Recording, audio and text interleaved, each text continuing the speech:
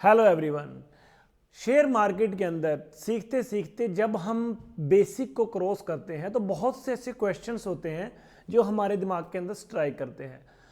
वो कुछ टर्म्स होती हैं, कुछ नाम होते हैं जिनके बारे में हम जानना चाहते हैं। तो उन्हीं में से कुछ दो कॉमन से वर्ड हैं, चलिए हम उनके बारे में आज जानते हैं इस क्लास में।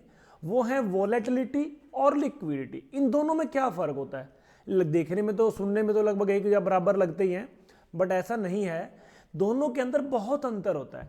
देखिए, शेयर्स के अंदर जैसे कोई आपके आसपास में शॉप भी होती है, उसके अंदर जिस तरह से कस्टमर किसी में ज़्यादा आएंगे या आपको कोई सामान कहीं से खरीदना है तो वो किस हिसाब से आप खरीद के लाओगे, कहाँ से खरीद के लाओगे। फॉर एग्जाम्पल, अगर आपके घर में शादी है और आपको शादी के लिए सामान लेके आना है, सब्जी लेके आनी, तो वो क्या आप रेडी वाले से या चलते फिरते वेंडर से किसी से सामान खरीद सकते हो?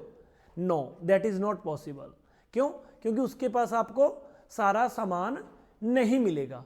उसको बोलते हैं लिक्विडिटी। फुल सामान के लिए आपको कहाँ जाना पड़ेगा? जो भी सामान है उसकी मंडी के अंदर जाना पड़ेगा।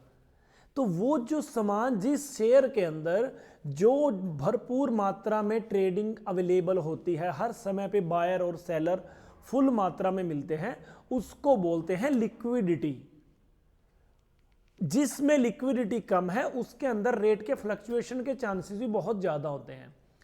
जो शेयर जितनी तेजी से ऊपर से नीचे जाएगा, जितना ज़्यादा वो शेयर अप या डाउन की मूव करेगा, वो पॉसिबल है कि उसके अंदर लिक्विडिटी अगर कम होगी तो वोलेटिलिटी भी बहुत ज़्यादा होने के चांसेस हो जाते हैं।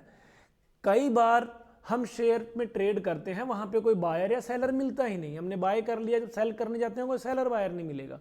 तो ऐसे माहौल में हमारा ट्रेड अटकने के चांसेस ज़्यादा बढ़ जाते हैं। तो उसी चीज़ के लिए हमें क्या करना चाहिए कि जो शेयर हाई लिक्विड है, जब मार्केट की मैं दिग्गज बोलता हूँ, मार्केट लीडर्स हैं, फॉर एग्जांपल जैसे HDFC bank, Reliance, SBI, ICI, ITC, इस तरह के जितने भी शेयर्स हैं, अगर आप इन शेयरों के ऑप्शन में भी काम करोगे आगे जाके, तो इनकी कॉल पुट के अंदर लिक्विडिटी इतनी ज़्यादा होती है कि आपका ट्रेड अटकने के चांसेस बहुत ही कम होते हैं। और बीच में कुछ एक मैनिपुलेशंस के पॉइंट होते हैं ऑप्शन के अंदर, वो भी हमारे फंसने के चांसेस इन शेयरों में नहीं रहते। तो ऐसे ही हमें हमेशा मार्केट लीडर्स और जिन शेयरों के अंदर लिक्विडिटी ज़्यादा हो, उन शेयरों के अंदर हमें फोकस करते रहना चाहिए। और उन शेयरों के अंदर हमें ट्रेड करने के लिए सिर्फ दिमाग की ज़रूरत है और सिर्फ हमारी जो स्टडी है उसकी ज़रूरत है। उसके बाद जब हम उसमें ट्रेड लेना चाहेंगे तो हमारा ट्रेड रुकेगा ही नहीं। ट्रेड रुकेगा क्यों नहीं? क्योंकि वहां पे लिक्विडिटी भरपूर मात्रा में है। सपोज कीजिए आप कोई फार्मर हैं, आपको अगर अपना सामान बेचना है, आपकी फसल बेचनी है, तो आप गली गली घूम के, मोहल्ले मोहल्ले में घूम के तो अपना सामान नहीं बेच सकते। उसके लिए आपको अपनी मंडी में जाना पड़ेगा। जिस भी सामान है, अगर ग्रेन है तो ग्रेन मार्केट में, वेजिटेबल है तो वेजिटेबल मार्केट में। क्यों? क्योंकि वहां पे लिक्विडिटी भरपूर है। इसका मेन मकसद सिर्फ यही है कि आपका ट्रेड आसानी से हो जाएगा।